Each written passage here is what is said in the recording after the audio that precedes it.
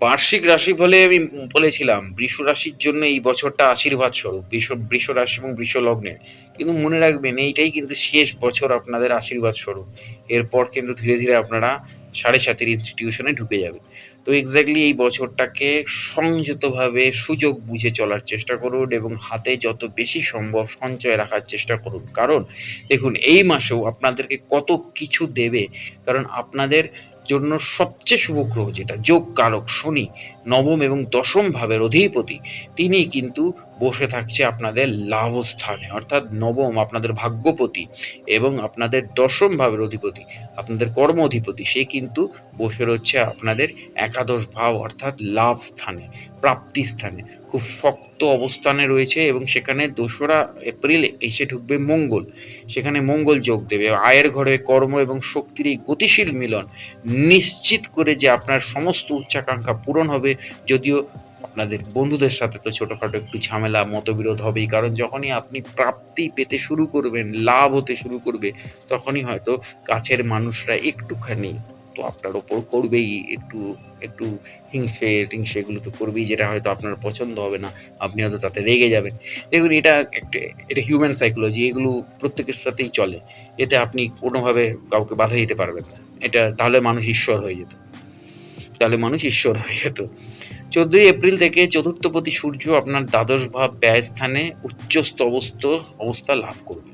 ঘরোয়া বৈদেশিক বিষয়ে একটি বড় মোড় নেওয়ার ইঙ্গিত দিচ্ছে এটা, কারণ আপনার ব্যয়স্থান মেষের ঘর, দ্বাদশ ঘর, সেইখানে এসে কিন্তু সূর্য উচ্চস্থ হয়ে যাবে, কারণ মেষের ঘরে সূর্য তুঙ্গ হয়।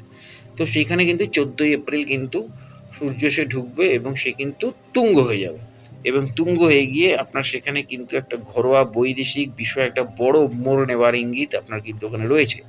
সব কিছুর ঊর্ধ্বে সবচেয়ে সুন্দর পরিবর্তনটি ঘটবে যখন আপনার লগ্ন অধিপতি বা রাশি অধিপতি ১৯ এপ্রিল আপনার নিজের ঘরে আসবে, আপনার জন্ম রাশিতে আসবে, আপনার লগ্নে এসে ঢুকবে এবং এই গোচর আপনাকে অতুলনীয় মানসিক শান্তি, শারীরিক জীবন শক্তি এবং জীবনের রাজকীয় স্বাচ্ছন্দ্য প্রদান করবে। প্রচুর টাকা লাভের মুখ আপনি দেখতে চলেছেন, কিন্তু মনে রাখবেন রাজা রাজকীয় সুখ পাওয়া আর নিজেকে রাজা ভাবা এই দুটো কিন্তু এক নয়। রাজকীয় সুখ পেয়েছেন বলেই আপনি নিজেকে রাজা ভাবতে শুরু করে দিয়েছেন, তখনই কিন্তু আপনার খরচা বাড়বে এবং শুধু খরচা নয়, আস্তে আস্তে দেখবেন কখন কোথায় ভুলভাল ক্রাইম করে ফেলেছেন। কারণ রাজারা একাধিক অনেক কিছু করতে পারতো, কিন্তু এই সময়ে ২০২৬ দাঁড়িয়ে আপনি একাধিক অনেক কিছু করতে পারবেন না, আশা করি মানে ধরতেই পাচ্ছেন। তো সেই জায়গা থেকে দাঁড়িয়ে আপনাকে সংযত হয়ে চলতে হবে জীবনে। তো শনি আপনার নবমপতি এবং দশমপতি যোগ কারক গ্রহ, সে থাকবে একাদশ ভাব অর্থাৎ মিনের ঘরে, অবিচ্ছিন্ন আয়, পেশাগত লাভ, গুরুজনদের আশীর্বাদ এবং কর্মক্ষেত্রে স্বীকৃতি। মঙ্গল আপনার সপ্তম এবং দ্বাদশপতি, সে চলে আসবে আপনার একাদশ ভাব অর্থাৎ মিনে, ব্যবসায়িক মুনাফা, বিদেশি যোগাযোগ, বন্ধুদের সাথে তর্ক বা বিতর্ক এইগুলো তৈরি করবে সেখানে।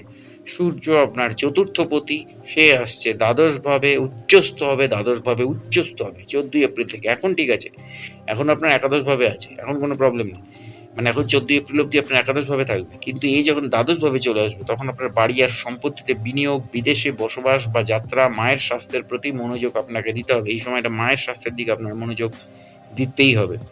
শুক্র প্রথম এবং ষষ্ঠপতি অর্থাৎ লগ্নপতি, প্রথমপতি, ষষ্ঠপতি, সে কিন্তু আপনার লগ্ন বা প্রথম ক্ষেত্রেই ঢুকছে ১৯ এপ্রিল থেকে। আপনার স্বাস্থ্যের উন্নতি, চেহারার আকর্ষণ বৃদ্ধি, শত্রুদের উপর জয়, বিলাসবহুল জীবনযাপন, ওই যে বললাম রাজকীয় সুখ প্রাপ্তি হওয়া আর নিজেকে রাজা ভাবা এক নয়।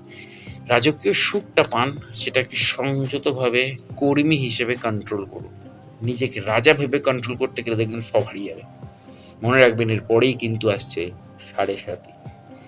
জুড়ে রাখুন আমার চ্যানেল এবং পেজের সাথে, আরো অনেক বিষয় নিয়ে আসছি। দেখা হচ্ছে পরের ভিডিওতে। নমস্কার।